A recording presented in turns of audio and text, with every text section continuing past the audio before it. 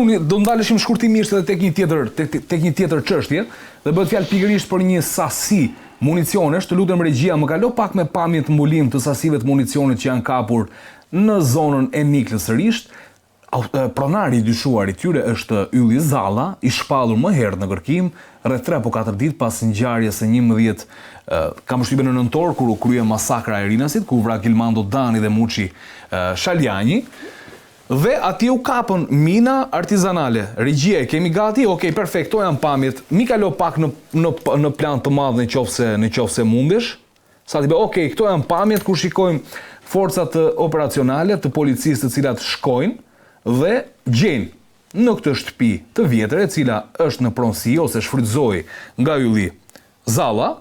Të paktën këto janë informacione të cilat vijnë zyrtarisht nga ana e policisë dhe janë gjetur 74 kapsolla detonator, 19 mbështjellëse pra sferike C4, 11 kallëpe dinamit, 27 djegore, 3 armë zjarri, krëra, pjesëarmësh, 2 silenciator, 9000 fishek të kalibrave të ndryshëm, 6 kg lëndë dyshuar kanabis sativa, uniforma policie dhe sende të tjera të kundralishme.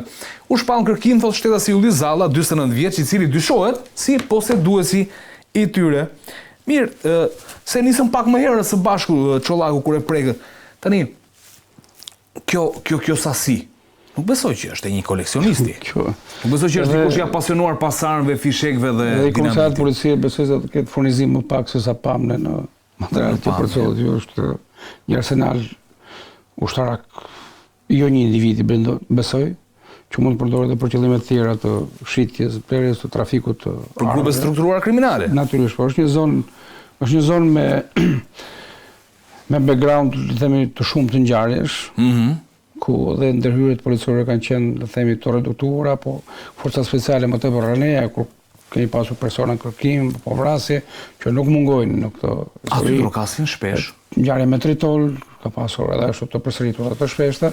Po them është një zonë shumë problematike, me emra jo të paka të kontinenteve kriminal, me autorë ngjarjesh një pasur edhe, pra ka një lloj harmonizim ose një lloj themi ngatimi ndryshe që ka edhe element politik të cilët kemi parë të fisit të Raja, që ishin deputet, ishin fëmijët, ishin libët, ndoka, pra është ai trekanç të thotë që është kreu i fushkryl Lesh Durrës, është një trekanç i tip Bermude që ka një gjeografi kriminale vërtet problematike, vërtet më shumë të lashe, edhe autorët edhe fshihen, edhe gjenden, pra edhe porositen.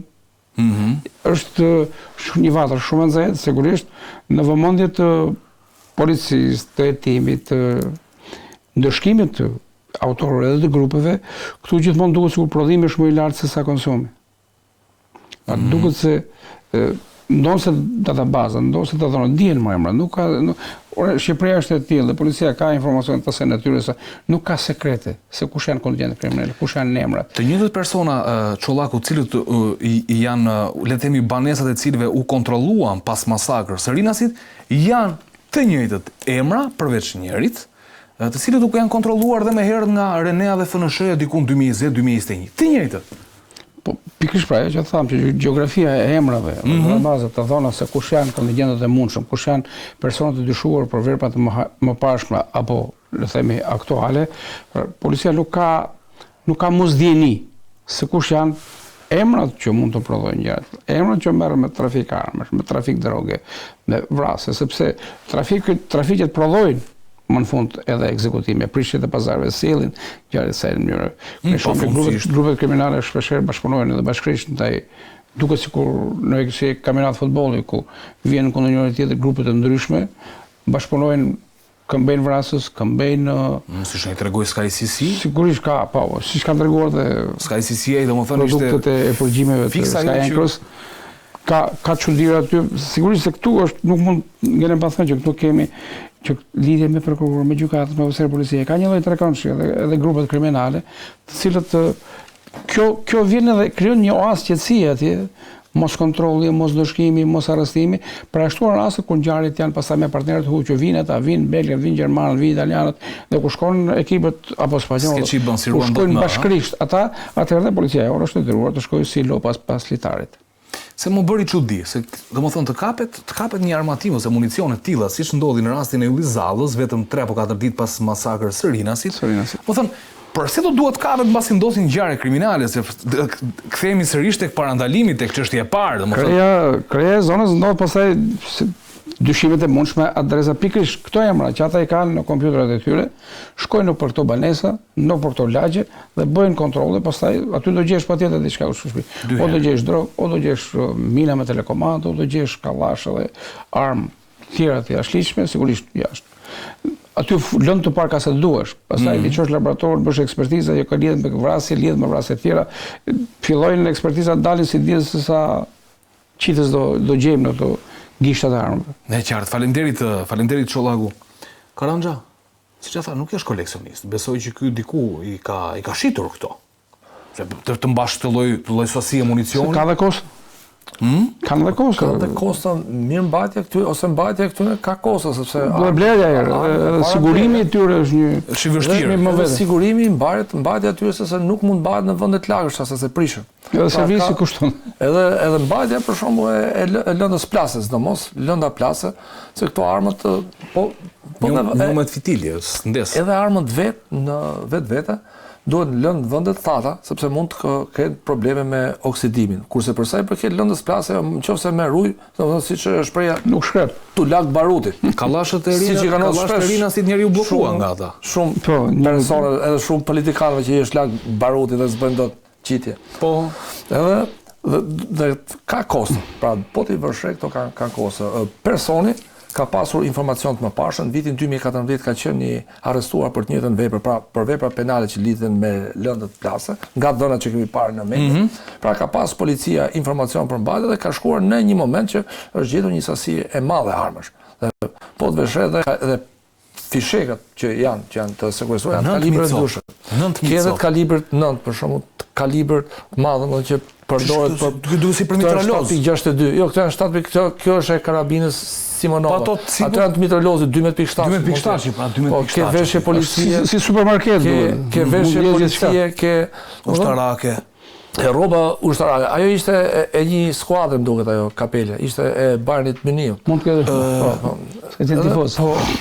E afron kjo ka diçka që mund ta lidhë me masakrën e Rinasit, mund të lidhen dyshimet, si ish prokuror Karanja? Informacionet, kur bëhet një kontroll, domethënë informacioni që mund të ketë armë, tash i varet nga informacioni, vjen apo jo, është informacion policor. Mendoj që nuk ka lidhje drejt për drejt. Nuk ka lidhje drejt për drejt. Nuk ka lidhje, thjesht mbahet armë në një banesë, pra duhet ta kapim pak thjesht. Or ky person ka informacion para, është precedent këtë fushë edhe e ka bërë më parë këtë. Po, ka dyshime, është kontingjent, është gjetur. Tani ka lidhje apo s'ka? Do parë gjatë duhet parë, por me kaq dhëna sa kemi parë, domethënë një kontingjent pra që ka mbajtur armë mban prap në banesë, ose mund të jetë një person tjetër. Ja ka lënë shtëpinë një personi tjetër. Mund të jetë depoja e disa persona, magazinimi.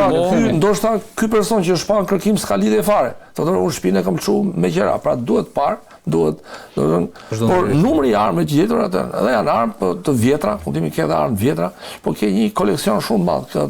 C4 është diçka që është tritol, domethënë po të kemi po ti vëmë re që mund të përdoret edhe për ngjarje në gjona atë. Dhe komunikimi edhe mjetët e komunikimit 2013-2014 besoj, ajo periudha që kanë qenë duke zëvendësuar mallin mbasi kanë azësuar të vjetrin dhe kanë furnizuar sërish. Me të ri, po. Shpërthime territori të përditshme. Do duhet parë. Është përdor pastaj të katër ndryshme makina një sasi të lartë armësh dhe municioni është arritje.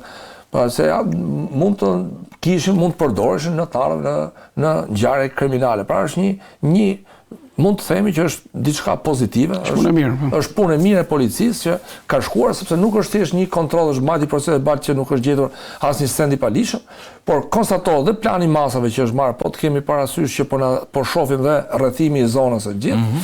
Pra kemi bërë një punë të organizuar të policisë, është kapur sendet e palishme dhe nuk ka as i pasojë kuptimin as i pra gjithë koha është punuar edhe me informacion është punuar me informatorësh kjo se dikush e dinte pra janë kapur shumë armë, domethënë janë kapur shumë armë, sidomos lëndët plase që janë shumë C4-sh, ka një fuqi shumë të fortë plase.